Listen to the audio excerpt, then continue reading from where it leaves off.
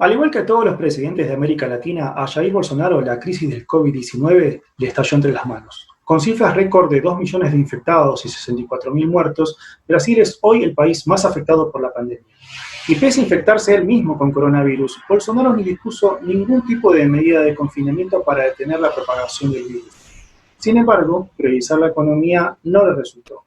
Se pronostica que este año la economía de Brasil caerá más del 7% y que el desempleo podría trepar a los 18 puntos.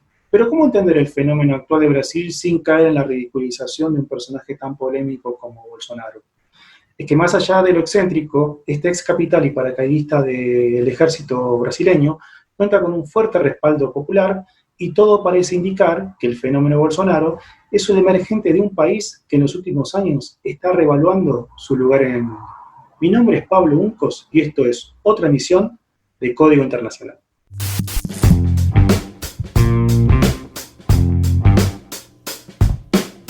La Voz del Derecho presenta Código Internacional.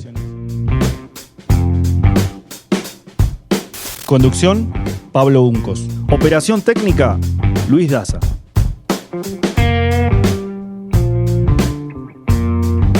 Porque el mundo tiene un código.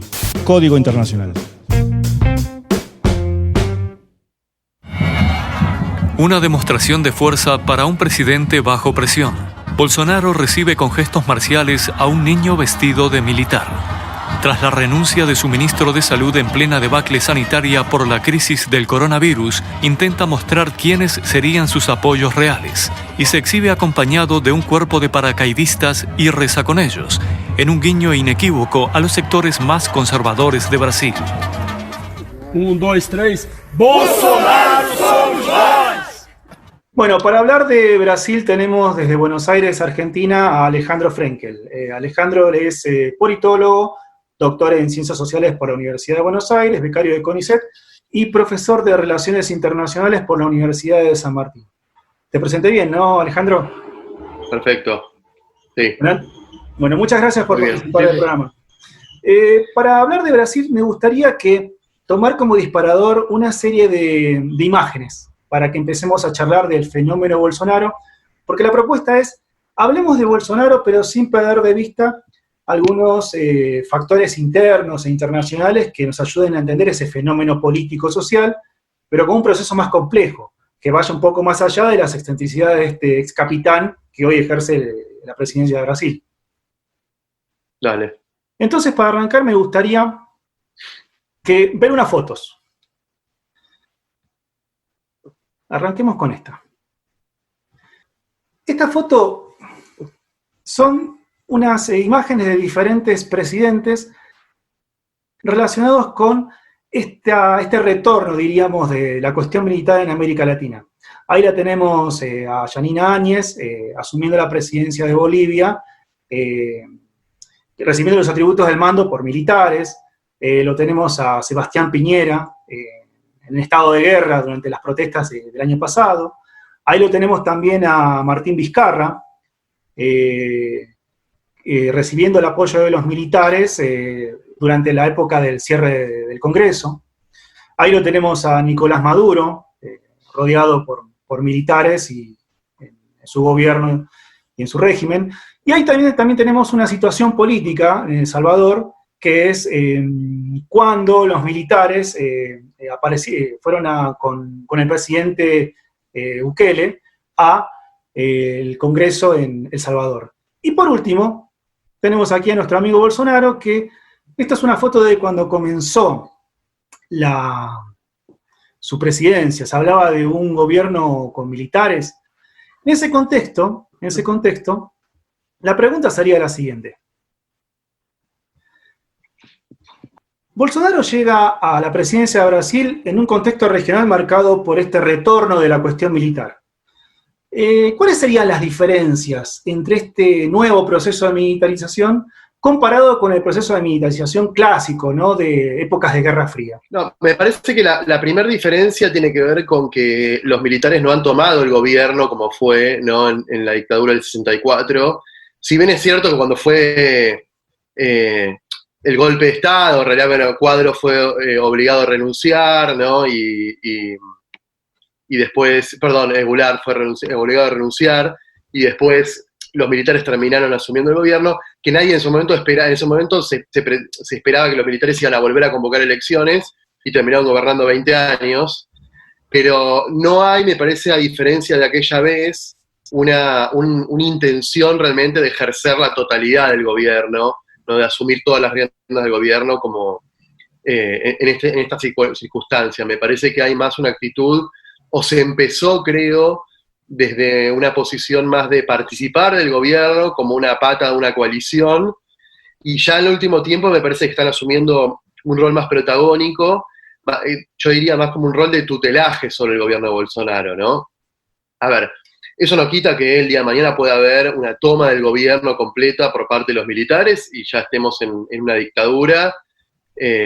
No creo que se pueda repetir las mismas circunstancias que fue la dictadura de los 60, o que se inició en los 60 en Brasil, ¿no? Con el nivel de represión, de ilegalidad, de proscripción de los partidos políticos, por más que el Congreso siguió funcionando bajo esa simulación del bipartidismo, no podrían hacer hoy en día algo así.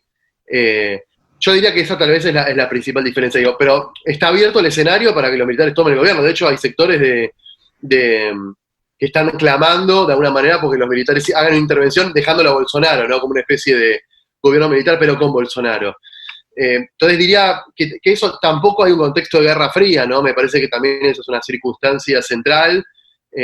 No hay, me parece, un escenario el cual legitime un golpe de Estado de esa manera, cosa que, digo, tampoco significa que no se pueda dar, acaba de pasar uno en Bolivia, ¿no? Pero no veo las mismas circunstancias, incluso hay que ver qué pasa ahora en las elecciones en Estados Unidos, ¿no? Digo, uno cree que si gana Biden, con Biden en la presidencia, me parece que va a ser más difícil que Brasil logre, o Bolsonaro tenga el apoyo, menos los militares, para tomar el gobierno. Entonces, digo, a diferencia de lo que fue en la época de la Guerra Fría, en donde, si bien las administraciones demócratas tenían una preferencia un poco más marcada por los gobiernos democráticos, en el marco de la lucha anticomunista apoyaron un montón de golpes de Estado. Entonces, me parece que ahí no lo veo como me parece que si llega a ganar Biden, va a estar mucho más limitada la opción de la militarización en Brasil. En una conferencia que vi que dictaste sobre el tema, vos hablabas de que otra gran diferencia que hay es que en esa época, en contextos de Guerra Fría, los militares eran los que asaltaban el poder desplazando a los políticos, y ahora son los políticos los que llaman a los militares. Tal cual, sí, eso es otra diferencia, me parece marcar, que hay una... No hay una situación en la cual los presidentes se ven como sobrepasados por los militares, sino que o hay un cogobierno en algunos casos, o son los propios presidentes, los mandatarios, que están convocando a los militares para que los asistan y para que destraben algún conflicto, como fue el caso de Perú, por ejemplo, ¿no? Donde en el momento que los militares dijeron el presidente tiene razón, se desactivó el conflicto, se logró disolver el Congreso, que era lo que quería hacer Vizcarra, o en ese marco en donde resuelven un conflicto puntual, o ya convocar a ser parte del gobierno, como es en el caso de Brasil, ¿no? En donde hubo, digamos, una convocatoria, una inclusión por parte de lo que sería el bolsonarismo, que después es cierto que eso devino en que los militares están teniendo cada vez más protagonismo y en muchas cosas le están marcando la cancha a Bolsonaro, digamos. Estamos en un nivel de participación de los militares en la estructura de gobierno la más alta de la recuperación democrática. Uno ve la relación entre Bolsonaro y el ejército, pero también observa que la coalición que apoya a Bolsonaro en el gobierno trasciende a los militares. Ahí uno puede encontrar tecnócratas neoliberales, a los partidos religiosos confesionales, al denominado CENTREU, el centro político. ¿Cómo funciona esa coalición política y qué rol juegan los militares dentro de esa coalición política, teniendo en cuenta que la relación entre Bolsonaro y los militares tampoco es tan fluida? Hay 2 o 3 temas en los cuales son muy ásperos las diferencias políticas. Mira, diría, como toda coalición o grupo de de gobierno en el cual participan actores importantes y con intereses importantes y con capacidad de veto importante, con agendas importantes, es difícil, ¿no? Por momentos hay una sintonía en alguno de estos tres grupos.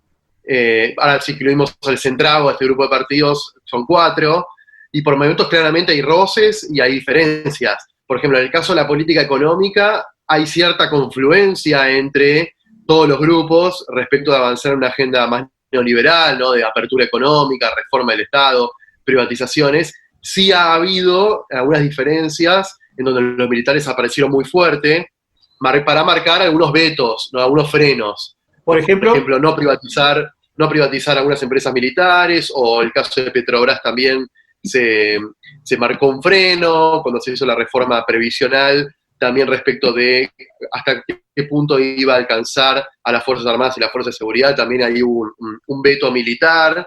Y ahora, en el marco de la pandemia, en donde se lanzó un programa más keynesiano, o neo-keynesiano, en donde fue, digamos, contra los deseos de Paulo Guedes. Un plan impulsado por las Fuerzas Armadas, no contrario a esta idea de achicar el Estado o no inyectar, digamos, no. Un plan, si se quiere, más expansionista de alimentar el consumo o inyectar un montón de recursos en la economía, que, digamos, ahí se marca cierta diferencia.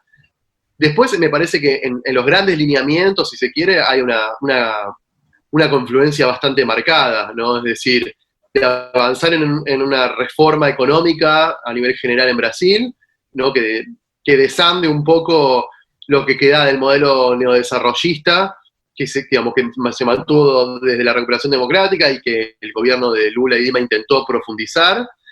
Ahí creo que hay un gran consenso respecto también de cualquier rechazo a una vuelta del PT al gobierno. Me parece que también hay una confluencia y una unanimidad, un consenso respecto de eso.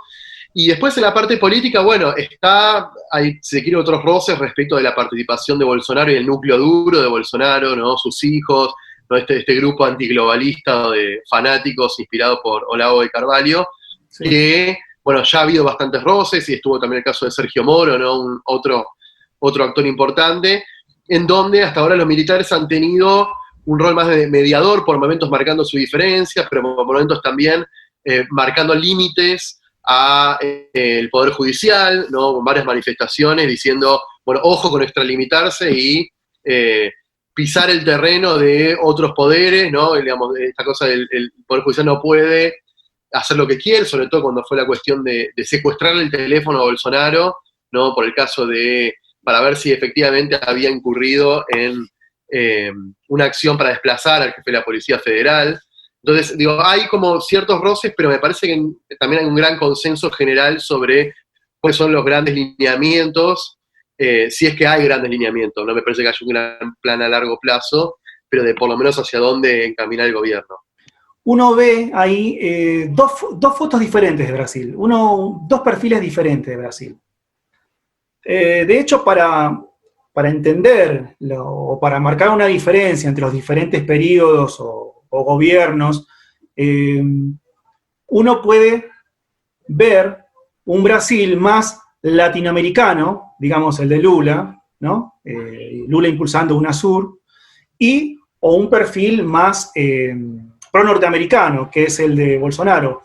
Pero esta tendencia, uno ve que toda la historia de Brasil, o todo el desarrollo internacional de Brasil, se mueve entre estos dos mundos, ¿no? Entre una especie de latinoamericanismo y norteamericanismo.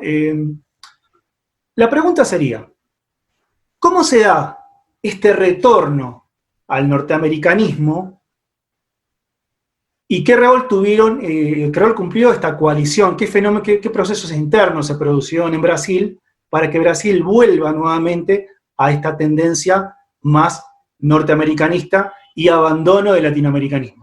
¿Cuál es ese fenómeno que se ha dado para que se produzca este fenómeno? Por un lado, hay un componente ideológico muy fuerte, ¿no? Es decir, que tiene que ver sobre todo con Bolsonaro y con su grupo más cercano, que tiene una visión político-cultural muy alineada con lo que plantea Trump, ¿no? Y el movimiento de estos líderes antiglobalistas, Entonces me parece que ahí hay una confluencia, si se quiere, filosófica, política y cultural respecto del rol de Occidente, ¿no? de una visión sobre la sociedad, ¿no? más basada en valores tradicionales y conservadores. Digo, parte del alineamiento tiene que ver con eso. Y después me parece que hay también otra cuestión que pasa por... a ver, en los militares me parece que hay un apoyo a este alineamiento con Estados Unidos, y creo que tiene que ver un poco con que hay un convencimiento por parte de los militares que alinearse con Estados Unidos es la forma de modernizar, ¿no?, su equipamiento militar. ¿Bolsonaro compra la agenda de los Estados Unidos o tiene su agenda propia que coincide con los Estados Unidos? La pregunta va dirigida a si hay que entender a Bolsonaro como un fenómeno de alineamiento heterodoxo en términos de Roberto Russell, digamos. Me parece que la novedad de Bolsonaro es que, en general, por lo menos desde la recuperación democrática de Brasil, los momentos de alineamiento con Estados Unidos o de americanismo nunca abandonaron una dimensión autonómica, ¿no? Siempre se mantuvo en algún aspecto, sea por convencimiento, por algunos frenos internos, pero siempre se mantuvo. No fue como, por ejemplo, Argentina en los 90, ¿no?, en donde el alineamiento fue, digamos, automático. En el caso de Bolsonaro, la novedad me parece que tiene que ver con eso. Hay un alineamiento automático, o sea, la idea de autonomía o de mantener una visión más nacional en algunas cosas se ha perdido por completo. Incluso muchos de los que critican a Bolsonaro dicen, bueno, ¿qué réditos trajo este alineamiento con Estados Unidos? Hasta ahora trajo muy pocos réditos. Estados Unidos tuvo hasta hace muy poco cerrada la entrada de carne bovina al mercado norteamericano, se abrió hace poco. El ingreso a la OCDE todavía no está materializado, incluso ha habido manifestaciones contrarias por parte de Bolsonaro, de la administración Trump. El presidente brasileño Jair Bolsonaro firmó el lunes un acuerdo espacial con Estados Unidos, que permitirá el uso de la base de Alcántara al norte de Brasil. Además, Bolsonaro reafirmó en Washington la sintonía de su gobierno con el de su homólogo estadounidense Donald Trump, al advertir que ambos países seguirán trabajando para conseguir la salida del poder del mandatario venezolano Nicolás Maduro. Tenemos que resolver la cuestión de Venezuela. No puede continuar de la manera en que se encuentra. Ese pueblo debe ser liberado. ¿Cuál sería ese papel que pretende o quiere jugar Brasil en el contexto de la crisis venezolana? Bueno, ahí también es otro punto, me parece novedoso respecto de Bolsonaro. Si bien, como vos decías, hay muchas de las tendencias que se están viendo en el gobierno de Bolsonaro que ya habían comenzado incluso con el gobierno de Dilma. Es decir, hay algunas cosas que los cambios fueron más marcados y otras que se dieron de manera gradual. En el caso de la relación con América Latina sí me parece una novedad, en el sentido que hay un desentendimiento casi completo de Bolsonaro del gobierno de Bolsonaro respecto a la región. Hasta ahora en el Mercosur lo único que ha hecho es hablar de que no le interesaba, por el momento decir ahora que sí le interesa, pero que planteando una agenda que no muy proactiva, sino simplemente tratar de firmar los acuerdos de libre comercio. No ha tenido un rol de liderazgo incluso ni siquiera en esa agenda. Me parece hasta ahora el rol de Uruguay ha sido incluso más marcado, si se quiere.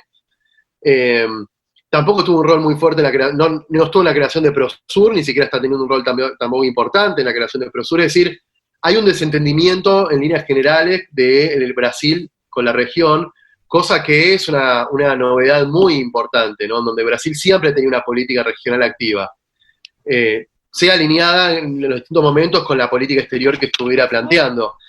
Entonces, ahí hay un punto a marcar, y Venezuela me parece dentro de ese marco de poco protagonismo. A ver, hay una postura muy alineada, muy en sintonía con Estados Unidos, e incluso algunos miembros del círculo íntimo de Bolsonaro llegaron a manifestar un mensaje más ambiguo de que apoyarían una intervención militar, no como plantea Estados Unidos. Después eso fue frenado también por los militares, diciendo que no había ninguna posibilidad. Pero digamos, hay una posición alineada, pero tampoco, por ejemplo, Brasil ha tenido un rol muy fuerte en el Grupo de Lima, ¿no? Que ahora está un poco desactivado o está desacelerado, pero tampoco incluso en los momentos en donde tuvo un rol muy fuerte, no fue Brasil quien llevó la posta, no fue en todo caso Argentina con Macri, o Colombia con Iván Duque, o incluso Chile, pero digamos, hay una novedad en el sentido que es desentendimiento. Y respecto de Venezuela, hasta ahora además Bolsonaro lo ha usado más como para consumo interno, ¿no? Y para denunciar y la cuestión de Roraima, en el estado del norte, y la invasión de venezolanos, digo, más para capitalizarlo internamente que por una agenda externa clara y de un activa respecto de Venezuela. La pregunta sería, ¿cuáles serían las fuerzas que hacen que no sea un capricho de Bolsonaro tener esta mirada hacia la región, sino que sea parte de una fuerza profunda de Brasil? Me parece que ahí se conjugan dos componentes. Si se quiere, algo más estructural, que tiene que ver con los cambios económicos en la economía brasileña, el perfil productivo de Brasil, donde Brasil ya hoy es cada vez menos una potencia industrial. O sea, es una potencia industrial en América del Sur, pero fuera de América del Sur es un país exportador de commodities como el resto de la región, ¿no? Entonces, la participación de la industria en el PBI brasileño está a niveles de la década del 40. Entonces, hay una transformación de quiénes son los actores de peso hoy en la economía brasileña, que eso explica buena parte de, por ejemplo, de por qué hoy el Mercosur es visto como un lugar que encierra o que es una prisión para los intereses de Brasil, porque los sectores los agroexportadores, básicamente, los que exportan commodities, no tienen mucho mercado en el Mercosur para colocar sus productos. Entonces, apuestan más al mercado global, ¿no? Este declive de Brasil, ¿no? Este baño de realidad que se dio durante el gobierno de Dilma, esto de que Brasil ya no era la gran potencia, o ese ascenso que se había empezado a construir a fines de los 90, y demás, que tuvo esa caída estrepitosa, creo que generó cierta crisis de identidad en toda la clase dirigente brasileña, y eso de alguna manera generó, me parece, una idea de replantearse, bueno, cuál es el rol de Brasil en el mundo, cuál es el rol de Brasil en la región, y ahí, digamos, eso es algo que me parece que todavía no se termina de construir, no se termina de delinear. Yo creo que Brasil está entrando en una nueva etapa, que está cerrando, si se quiere, la etapa iniciada en la transición democrática, y está entrando en una nueva etapa que todavía no sabemos bien cuáles son las bases y cuál es la identidad. Hay dos fantasmas que están dando vueltas por Brasil estos días, además del COVID, que son, por un lado tenés en impeachment, hay como 30 solicitudes o 30 pedidos de impeachment, y por otro lado uno tiene lo que hablábamos al principio, de los ruidos militares, rumores y amenazas de autogolpe, una especie de Fujimorazo. Pero son dos fantasmas que no son independientes, se relacionan, se vinculan, ¿no? Pareciera que hay como una danza entre estos dos fantasmas. La pregunta es, ¿qué escenario ves a futuro en Brasil con estos dos fantasmas en un contexto de pandemia y en un contexto de crisis internacional? Es difícil trazar un escenario. Yo me parece que estoy un poco más convencido es que este proceso esta transición que está iniciando Brasil, no más profunda en términos políticos, en términos sociales y económicos, que todavía no sabemos bien cuál va a ser el carácter definitivo, esos rasgos definitivos, lo que sí me parece es que no se agota en Bolsonaro.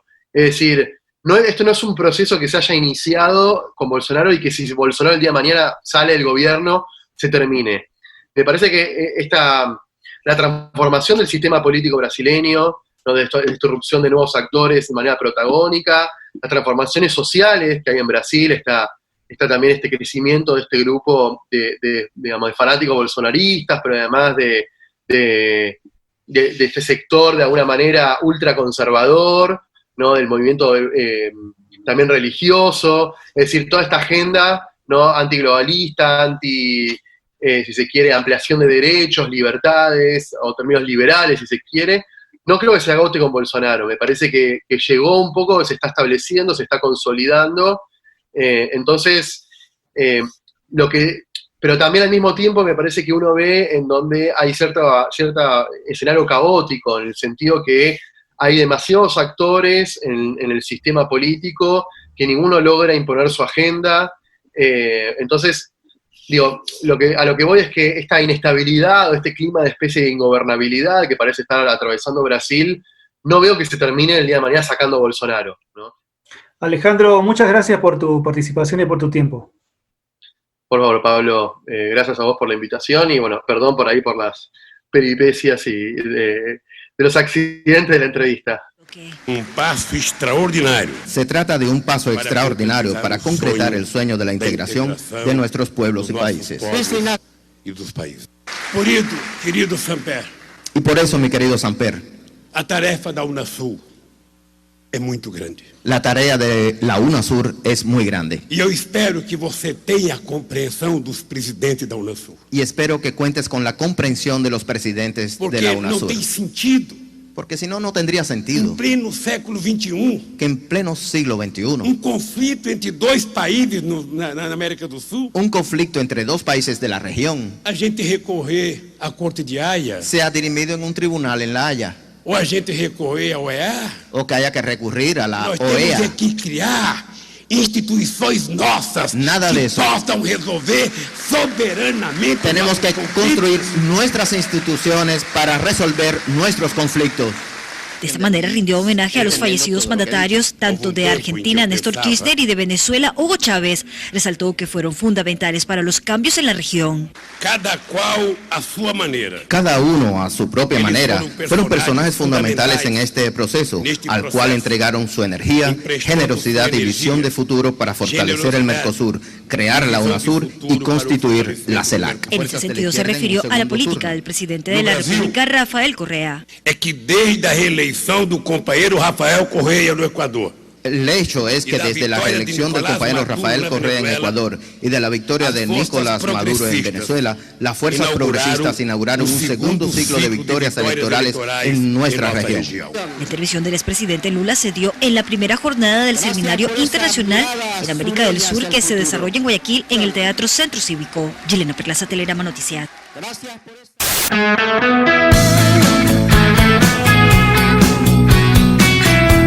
Esto fue otra emisión de Código Internacional. Condujo Pablo Uncos.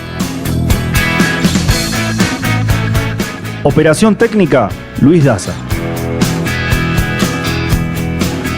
El mundo tiene un código. Código Internacional.